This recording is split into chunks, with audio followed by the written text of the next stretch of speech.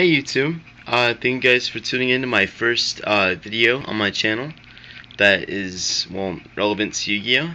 Alright, I just want to go ahead and say that I've been watching YouTubers for a little over a year now, and I was a little nervous at first, but I'm inspired to create a video. And this is of one of my most favorite decks. It actually got a lot more support recently, and not the latest booster set, but the one before War of Tachyon Galaxy. It's called Cosmo Blazer, which I'm sure you all know about.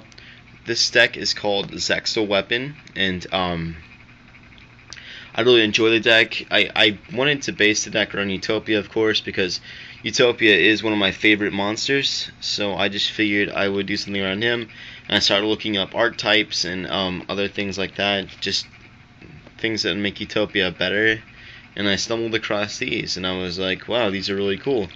So I play tested them on Dueling Network before I actually built the deck, and I really enjoyed it. So now I actually got the cards together. I've been playing them for a little over 2 months now, and I have to say that I really enjoy the deck, and it's a lot better than I thought it was going to be. Because it's not too competitive, but I mean, it does have a slight competitive edge, because basically you do make Utopia indestructible if you have enough equip cards on him, and you have enough protection on him. He becomes indestructible. So without further ado, I'll get into my first deck profile. For the ZW engine, I run 2 Lightning Blade. Sorry, there's a glare. I'm just trying to get rid of the glare. Okay. Well, Lightning Blade is an equip card. He equips from the hand, just like all other ZWs do. You don't have to summon them, thank goodness. But, because they are level 5 monsters. But whenever he equips from the hand, he equips to Utopia monster. So that means you can use him on either number 39 Utopia or number C39 Utopia Ray, or any of the new Utopias coming out soon. Because I know there's a few, like Utopia Ray V and Utopia Ray Victory. So and just basically he gives a Utopia monster 1,200 extra attack points, and this card actually protects all your other ZW monsters that you have. So so they're protected by card effects, and also if Utopia would be destroyed by card effects, say like Dark Hole, Mirror Force, anything like that, you can send him to the graveyard instead. So it's good to run 2 of those. You don't want to run 3 because it really does clog up the hand. So and the other 2 equip cards, Tornado Bringer. Tornado Bringer is he's essentially the same thing, except like he has an awesome effect.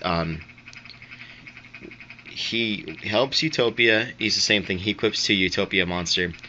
He lets Utopia gain 1,300 attack. So him and Lightning Blade make Utopia gain 5,000 attack. I mean, no, he put him at 5,000 attack. And so Tornado Bringer, he actually helps the equipped monster, which is Utopia, of course.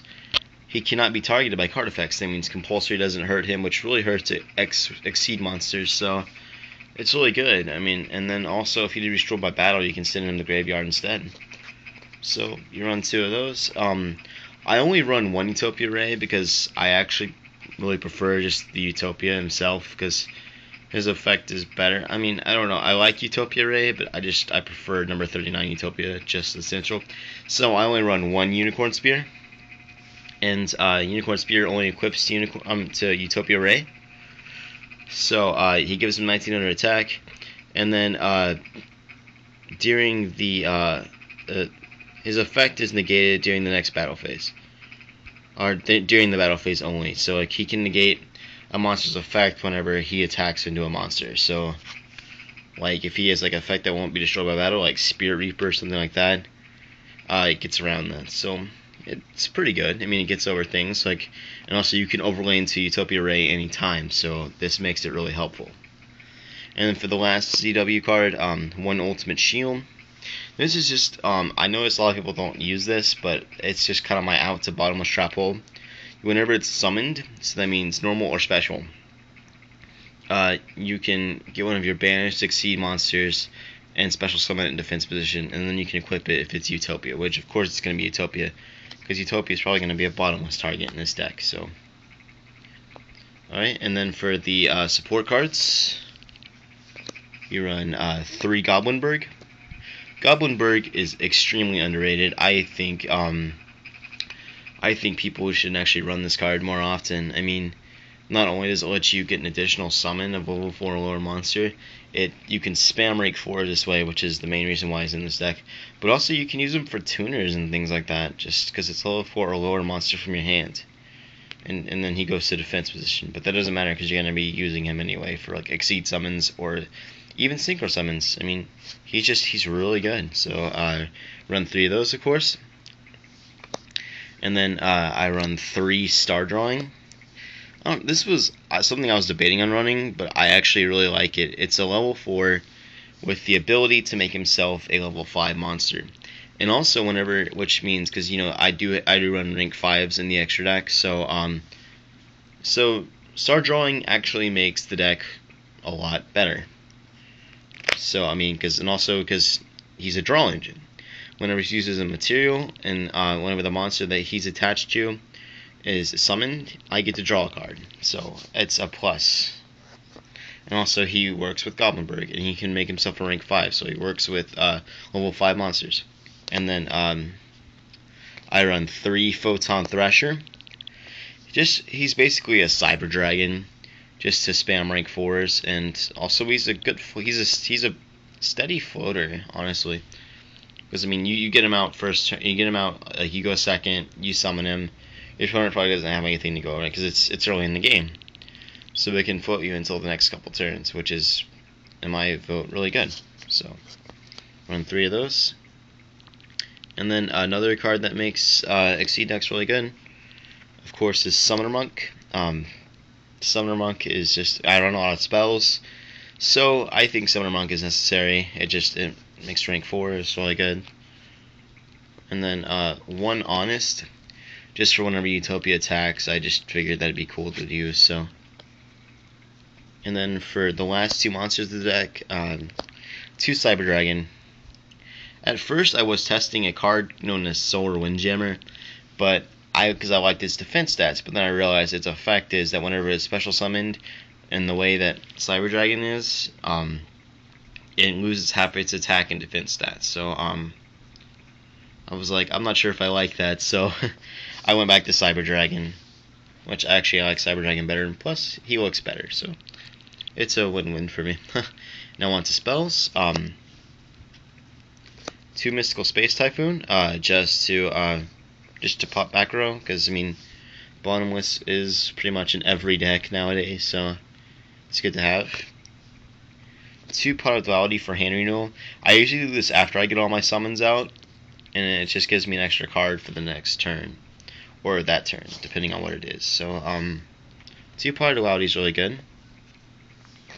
1 Reinforcement of the Army, just because I have several targets for it. Photon Thrasher, and of course Goblinberg. 1 Pot of Avarice, just because I am going to be recycling monsters. It's good. It's pretty basic. And of course, and speaking of basics, 1 Monster Reborn, 1 Dark Hole, and 1 Heavy Storm. And then for 2 other spell cards I run, Book of Moon. I honestly don't see why people don't run this card anymore. I mean, it's still really good. It stops monster effects, things like that, and also it could save your monster from your force. I mean, there's a lot of outs with Book of Moon. And then 1 Mind Control. I love taking my opponent's level 4 monster and just making a Utopia out of it.